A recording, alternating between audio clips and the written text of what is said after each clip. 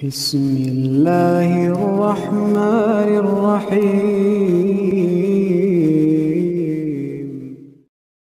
Kalau ada orang bertaubat maka Allah sangat gembira kepadanya. Dalam satu hadis kata Nabi sallallahu alaihi wasallam, "Lallahu asyaddu farahan bi taubati 'abdihi hina yatubu ilaihi min ahadikum kana ma'a rahilati bi ardin falatat minhu." Sungguh kata Nabi, Allah lebih gembira dengan taubat hambanya kepada Allah ketika dia bertobat kepada Allah daripada gembiranya seseorang yang sedang berada di padang pasir membawa ontanya wa 'alaiha ta'amuha syarabuhu, yang di mana di ontanya ada bekalnya, makanannya dan minumannya. Falatat minhu, tiba-tiba ontanya kabur, ucul dari dia.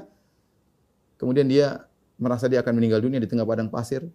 Tunggangannya kabur, makanannya hilang.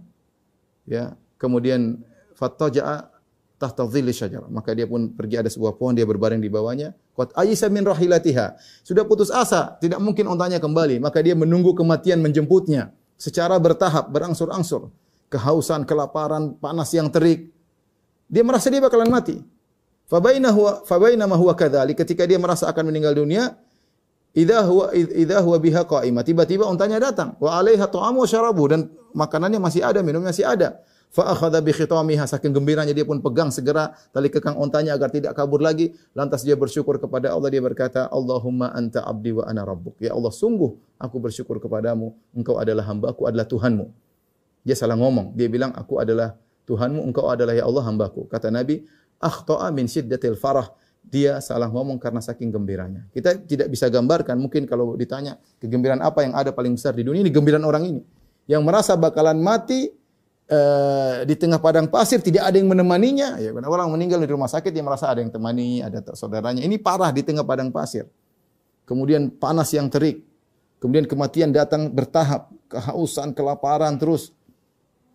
Tiba-tiba ontanya datang. Saking gembiranya dia salah ngomong. Dia mengatakan, Allahumma anta abdi wa ana rabbuk. Ya Allah, engkau adalah hamba-Ku, aku adalah Tuhanmu. Saking gembiranya. Namun kata Nabi sallallahu alaihi wasallam, "Allahu asyaddu farahan." Allah lebih gembira dengan bertobatnya seorang hamba kepada Allah ketika dia bertobat.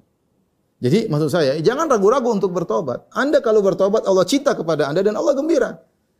Bagaimana kita bisa bayangkan ini, ya ikhwan, ya ikhwati, ya.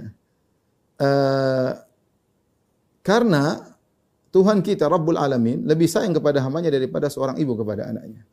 Nabi sallallahu alaihi wasallam bersabda, "Lallahu arhamu bi ibadihi min hadhihi bi waladiha." Sungguhnya Allah lebih sayang kepada hambanya daripada seorang ibu kepada anaknya. Kita orang tua, kita punya anak-anak. Kalau anak kita nakal, kita mungkin jewer, mungkin kita marah, mungkin kalau saking parahnya kita usir. Tapi coba kalau dia sudah pergi lama, kemudian tiba-tiba dia kembali, dia menangis, dia ketuk pintu, ayah bukain pintu, ibu bukain pintu. Kira-kira kita terima enggak? Kita terima, bahkan kita gembira, kita akan peluk dia dengan penuh kegembiraan. Dengan penuh kegembiraan. Kenapa? Karena kita begitu sayang kepada buah hati kita. Ya. Kata Nabi, Allah lebih sayang kepada hambanya daripada seorang ibu kepada anaknya. Maka kalau kita tahu kita minta ampun, minta maaf kepada ibu kita pasti terima, apalagi Allah Subhanahu wa taala. Maka jangan pernah ragu untuk bertobat kepada Allah, apapun sebesar apapun dosa Anda. Jangan pernah ragu, Tuhanmu, Tuhan kita adalah Tuhan yang At-Tawwab, yang Maha menerima taubat. Yang lebih sayang kepada hambanya daripada seorang ibu kepada anaknya. Bahkan betapa sering saya dapati kasus seorang anak minta maaf kepada ibunya tidak terima karena saking parahnya nih si anak. Ya. Sang anak parahnya saking parah dosa kesalahannya sampai ibunya tidak mau memaafkannya. Sering terjadi keributan antara anak dan ibunya. Ya. Anaknya sudah merengek-rengek, ibunya tidak maafkan. Tapi kalau Allah pasti maafkan. Terkadang seorang anak kita minta maaf kepada orang tuanya, dia harus menyusun kata-kata, dia harus buat strategi. Mungkin bawa hadiah, mungkin apa agar orang tuanya bisa memaafkan dia. Adapun Anda kepada Allah tidak perlu itu semua. Tidak perlu nyusun kata-kata. Sudah Anda salat malam menangis, sudah Allah ampuni. Makanya jangan pernah ragu untuk bertobat kepada Allah. Ya ikhwan, kita semua berdosa, ikhwan.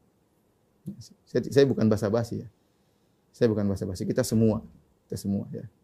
Ya, tinggal ada yang sadar dia punya dosa, ada yang tidak sadar. Saking banyak dosanya dia lupa. Tapi kalau kita sadar, kita tahu bahwasanya dosa kita banyak, dosa pandangan, dosa pendengaran, dosa ucapan, dosa hati banyak. Ya, maka jangan pernah ragu untuk astaghfirullah wa atubu ilaih. Rabbi ighfirli wa tub alayya. Jangan pernah ragu. Jangan bosan ya. membasahi lisan kita untuk istighfar kepada Allah Subhanahu wa taala.